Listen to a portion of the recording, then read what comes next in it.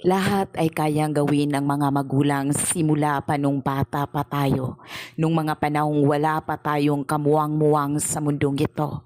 Handa silang gawin at ibigay sa atin lahat ng pangangailangan natin. Kahit ang kahuli-hulihang pagkain na sana'y isusubo nila sa kanilang bibig ay ibibigay nila sa atin, lalo na kapag dumating sa punto na naiiyak na talaga tayo at gustong kunin ang mga bagay na meron sila.